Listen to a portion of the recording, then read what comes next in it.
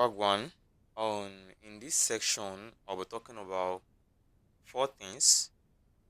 Some of it is something that I think some people will actually know, but also something that most people don't know. And one of it is not something everybody know. It's even something like 80%, or let me say 80% or 90% of newbies don't know it exists. So one of it is the one I'm talking about is what I call efficient supply. Efficient supply. Efficient supply. And also I will talk about three types of order block that we have. We have what we call reclaim order block or reclaim block. We also have what we call normal order block that I think everybody know.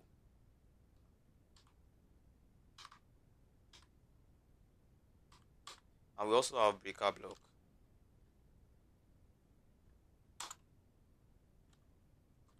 So right now, firstly I will talk about what I call the efficient supply or efficient demand. Efficient supply is what I used in this particular on good setup, which I did on about one is to 7 RR on it before the markets close. Um, this is the supply that I'm talking about. It can also appear in a demand, but this is it over here. The purpose of this efficient supply is that I call it efficient supply. I don't know if that's what other call it or call it too. The purpose of this efficient supply is the ability of you to know what the market is doing on the lower time frame from the higher time frame perspective. Like you can judge what the market is doing on the lower time frame by what you are seeing, the type of candlestick you are seeing on the higher time frame. Doesn't matter if the candlestick appear in between a bullish movement or a bearish movement. You understand what I'm talking about. So now this is the 1 hour time frame. Look at these candlesticks. Most people won't pay attention to these candlesticks when they are analyzing. They'll be focusing on this small bearish candle that is over here, or even some people will not even raise this on. They won't even care about this bearish candle. They'll be focusing more on this breaker block over here, and that's very wrong because we have an efficient supply over here, and that's why you need to know how to play around with time frame. But to save yourself time while analyzing the market and save yourself some stress, because moving from one time frame to another can be very confusing. So when you know about what we call efficient supply or efficient demand, you will be able to judge what the market is doing on the lower time frame by the candlesticks you are seeing on the higher time frame. Be it the candlestick is in between bullish movements or bearish movements. Let's say for instance, look at this candlestick. If we move to the 15 minutes time frame now, we can see this is a breaker block on the 15 minutes time frame, as you can see, and there is also a an other block over there, but I use the breaker block because that is what the body of the efficient candle is, and also that is the closest point to the on liquidity zone. So let's go back to the 1 hour time frame and let me explain why I use this efficient supply for the setup. If we look closely, we have a other block here, we have a demand zone over here, but this demand zone has been mitigated by this week by this same efficient supply week that was created. This is the pullback that mitigated the zone. You see properly. If you can see properly, you will be able to see that this has already been mitigated, and that's what most people don't know. Most people think before an area can be mitigated, market needs to do something like this. No, market do not always have to move like this.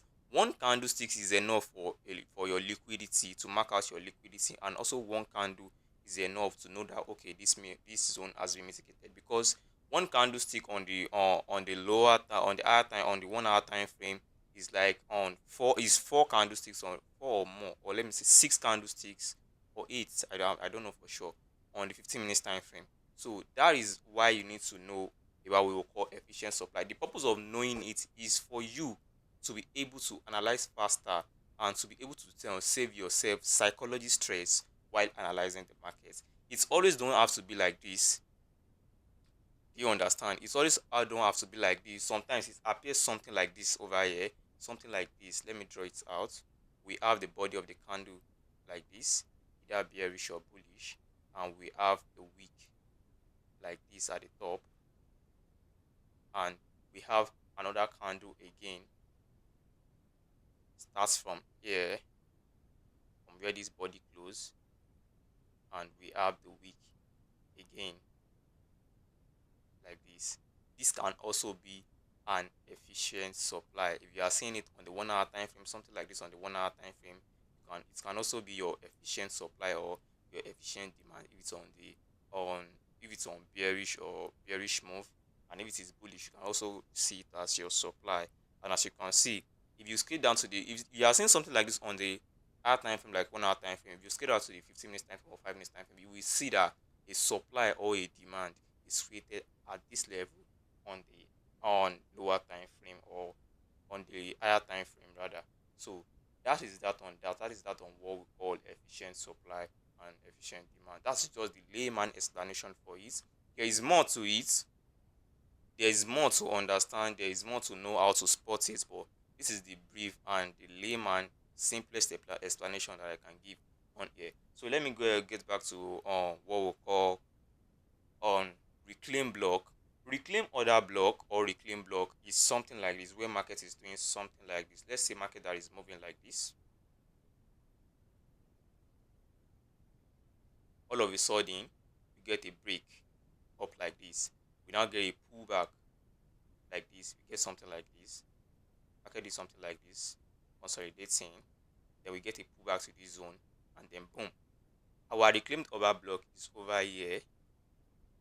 This is our reclaimed order block. This is what we call it, a reclaimed order block or reclaimed block. So let me head to GBP JPY where I have something similar to this to be able to explain and show what I mean by reclaimed order block.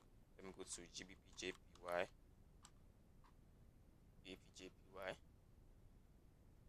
So this is GBP JPY here. Look at GBP JPY. Look at what GBP JPY is doing over here. We have the markets moving like this. We have a high, low, high. We have a low, and now market is accumulating more orders over here. And look at where I'm waiting for the market to pull back to this reclaim block to buy more to the upside here. And as you can see, this is our reclaimed block over here. This is the reclaimed block. Let me head to the 15 minutes time frame to be able to show it more clearly. This is the reclaimed block. This is what I mean by reclaimed block. This is the reclaimed block over here. As you can see, that's the zone I have marked out.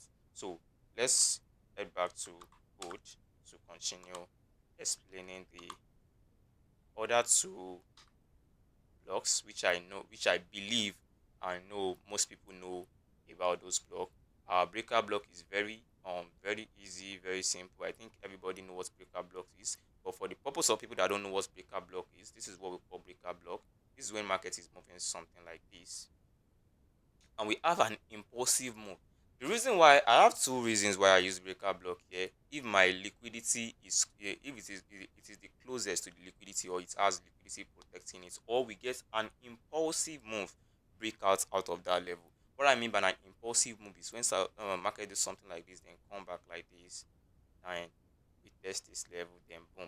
This is what we call breaker block. It's a failed zone, a zone that is supposed to create a new low or a new high that's failed to do so. That is where what we call the breaker block. Let me show an example of breaker block.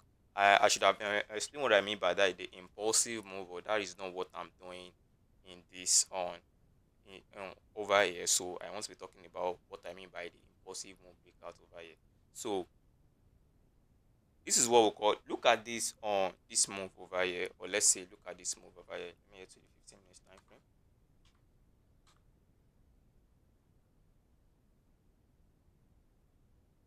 This move, I'm looking for where the markets mitigate the breaker block to continue moving.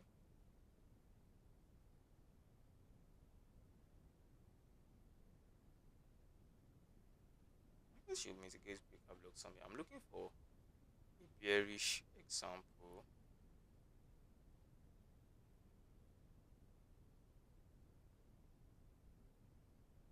Looking for a more clear example of what I mean by breaker block.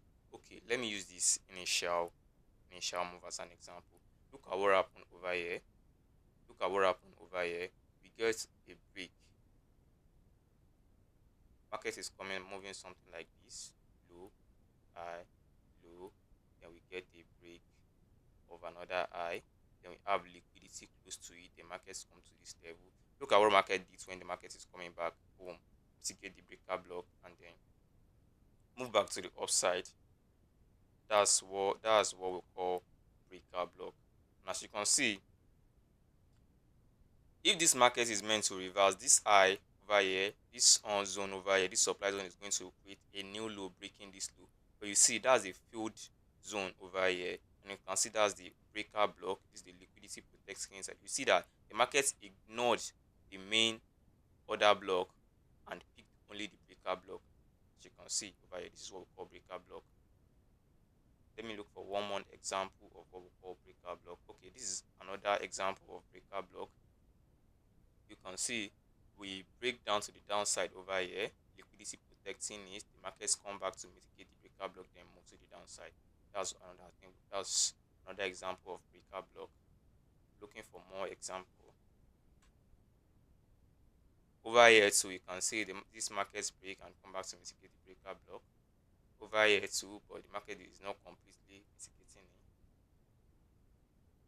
So like that, that's what we know as breaker block. And order block is very easy. I already explained what order block is, and I believe most people know what order block is. This is the order block. Order block is when market is doing something like this.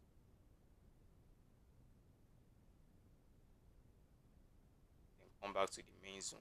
So, see, this is what we call order block. And I mostly use order block when the breaker block has already been mitigated. And as you can see, this is an example of order block over here. This is an order block. There will be a different explanation on how we pick order blocks. This is an order block over here. You can see the market shifted structure to the downside. This is the liquidity protecting the order block. Shifted structure, we come back to mitigate the order block, then boom, the market shifts to the downside. You can see this is a clear example of what order block is. So that's that on that. So if you have been wondering why